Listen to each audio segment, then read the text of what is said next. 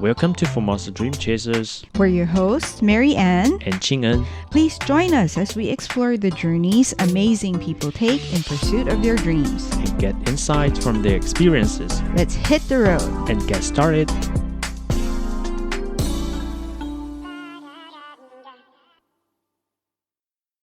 Hey everyone! Today we're going to chat a little bit about my and Ching-en's dreams. This will be an interesting conversation for us and for myself because I haven't really had the chance to sit down with Ching-en and find out what his dreams are. So, Ching-en, start. are you ready? I'm ready for your questions. Okay, well, let's start with something easy. First of all, Ching-en, what's your dream vacation? I want to travel to South America. Oh, is that your dream destination? You want to go to South America? Where there, though? Because it's a pretty large continent. Ideally, I hope to travel to all the countries in South America Mm-hmm. and also Central America, and especially Mexico and Argentina. Oh, Yeah, okay. Because Argentina is at the the other tip of the earth. Okay. But why Argentina? What about Argentina sort of like interests you or draws you there? Because I saw a movie called Happy Together, and in the movie you see the very beautiful and large Iguazu Falls. I want to be there and to experience the landscape, and to feel the waterfall. And also in Argentina, they have very special dance culture. Yes. Okay.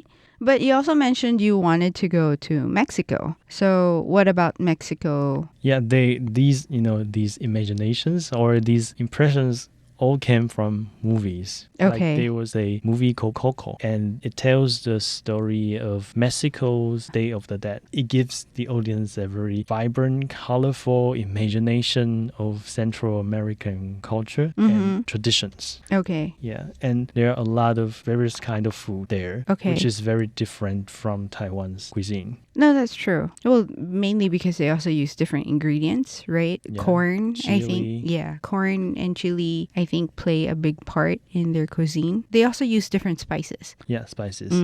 So, the taste is very different. Yeah, in Argentina and Mexico, they used to have authoritarian regimes Okay. like Taiwan. Okay. And I'm a historical geek. Okay. I want to visit their museums. There are some archives Okay. or civil groups. We spend a lot of time doing research on these historical events. Okay. Yeah. That's pretty cool. That sounds interesting. So, okay, I'm going to ask something next. So, these are your dream destinations. The question is, when do you plan to achieve this now? Do you have like a time frame? Okay, like next year I plan to go here and the year after I go here. Do you have like a timeline already? Not yet planned, but Okay. because the ticket flying from Taipei to Mexico or to Argentina is pretty expensive. You've already researched it. Yeah, Ah, especially okay. after COVID. I know flights after COVID are just so expensive. It's unbelievable. I'm pretty sure it's anyways, it's probably the airlines making up for their loss during the COVID period. yeah. Yeah. You're right. So out of curiosity, since you've looked into it, how much is it to fly to, let's say, Argentina or Mexico from Taipei? $3,000. I see. And that's only is that like a return trip ticket already? Yeah, it's a return trip. And I don't know why when you book the ticket from Taiwan for a return trip, it's gonna be much more expensive than if you book a ticket from abroad. Do you want to go on a trip by yourself or are you looking to go with a tour group? I go by myself. You don't want travel to solo. Okay, you don't want to Yeah. be in a tour I group. don't want to be intervene. I want to have my own schedule. Right. And I have more flexibility to explore, navigate, and to talk to the people I want to. Interact with. Okay, that's Interact. pretty cool. But okay, next question is like, how long do you want to stay there for your vacation? Like, do you see yourself there for, let's say, only a week or two? Or do you see yourself like staying there for longer? As long as possible. Yeah. Really? If I have a long vacation, I will stay there until I wanted to leave. Yeah, but in Taiwan, we don't really get long vacations Yes, though. that's a shame. So for you, like a long vacation would be how long? 1 month 1 is month. ideal. In this April, I took a trip to Chiang Mai in Thailand. Oh, And I okay. met a lot of European university students. Mm-hmm. And when we talked about our trip, our plans, and they were like, oh, we're gonna travel throughout the whole Thailand and even Nice. to Malaysia. Yeah. Like we have a 2 months or 3 months plan Okay. to travel. And I was like, okay, I feel like a bit embarrassed because I only spent like 4 or 5 days there. Yeah, in but one it's city. different though, because now we're working, so we don't have.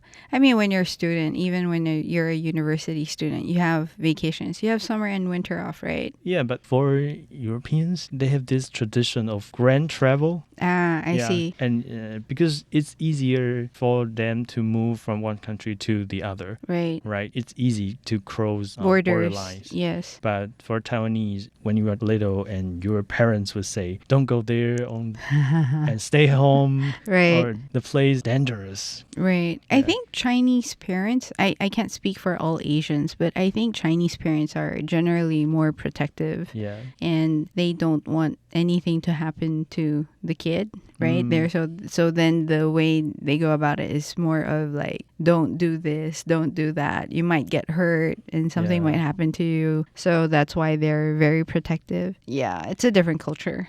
Because my parents are very protective of me. Oh, okay. So I think that's the reason why I want to escape to the other side, To the other side tip of the world. earth. Okay. And also I want to travel differently, like Okay. because Taiwanese people would prefer to travel like as a group, and all the schedules are like set by certain company. Like they give you a set of itinerary. Right. I've never actually traveled with a tour group from Taiwan, but I have friends that have, and they told me, and maybe you can confirm this. They told me that most Taiwanese tour groups, when they go outside or abroad, they always try to hit everything. Like the schedule's really tight. And you Yeah. don't have and apparently for them it's more important to be able to say like I went to this many places, and as a result, they don't really have a lot of time to immerse themselves in wherever they go. And the main thing is that they want to take pictures of the famous, I don't know, landscapes or landmarks. Like and Eiffel Tower. You're right. And then tell people when they came home, like, oh, I went here, I went here, I went here. It sounds like it's more geared to make sure that the top destinations have been hit, as opposed to your type of trip is where you get to sit down and really take in the culture, the environment. Is it true? Is that true? Yeah, I think so. You think so? Okay. Like there's a schedule of 14 days, then you can travel to more than 4 countries in Europe. Yeah, it sounds really tight and exhausting, actually.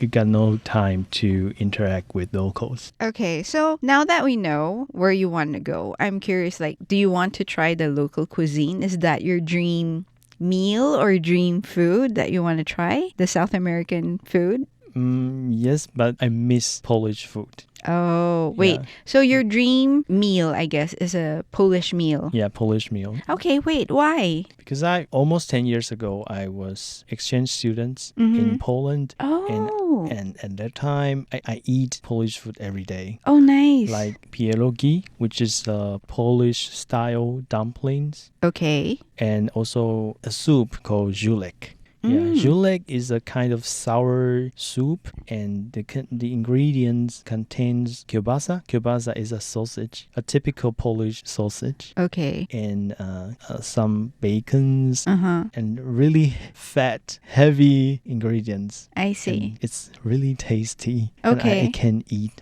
żurek and pierogi every day. Okay.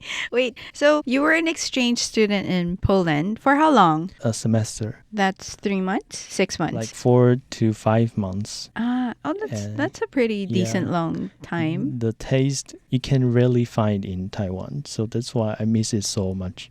But wait, hang on. I'm curious because like sometimes, okay, I can only speak for people that I know. Like I know a lot of Taiwanese, especially the older generation, like my mom, they only eat Chinese food. They have a hard time adjusting to different cuisine. So for you, did you have a hard time trying out Polish food? Because I'm sure the tastes are also very different. Not at all. Not at all. I don't know. I do not have that much preference for food.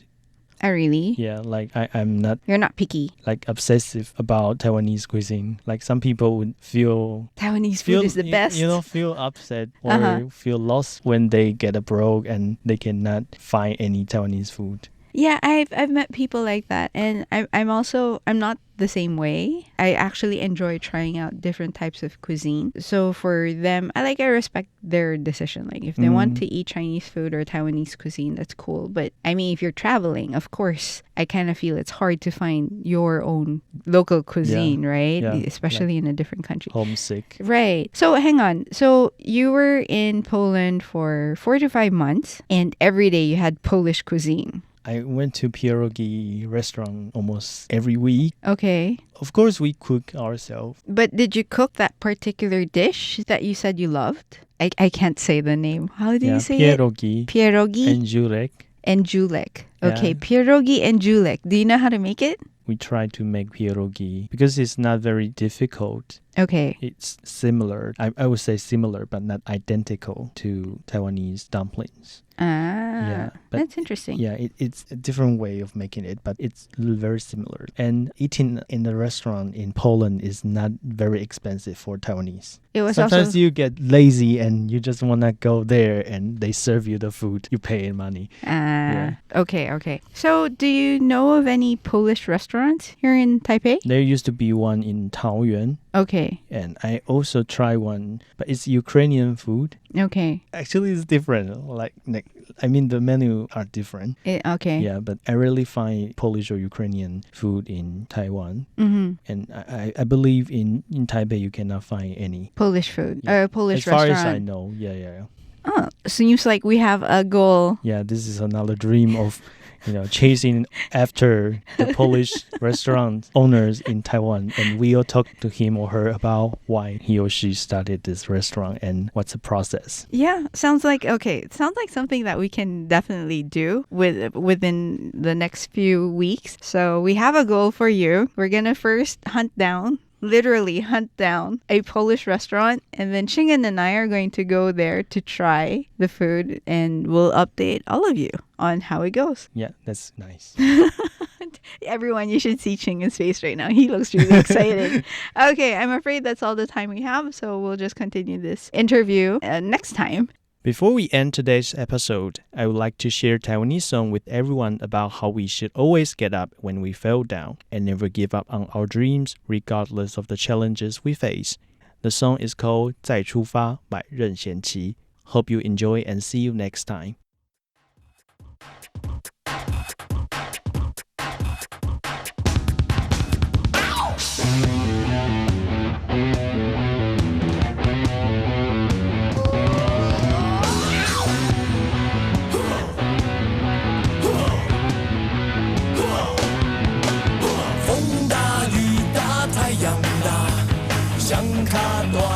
谁着赢？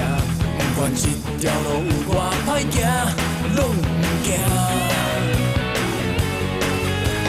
天大地大，我上大，歹人看着阮嘛皮皮喘。咱是灵魂快乐逍遥，笑哈哈。再出发，再出发吧，你是阮的第一名。 讲着听这款命，甲艰苦当作跳恰恰，毋免惊，毋免惊啦，咱是勇敢的小飞侠，带着工课家己拼，人讲无惊袂出名。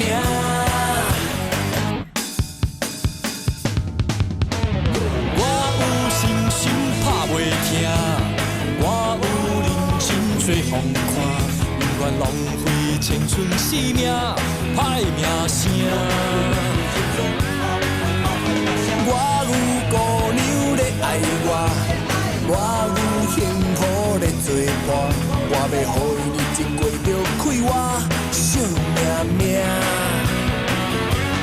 再出发，再出发吧，帮我擦汗，挥着花。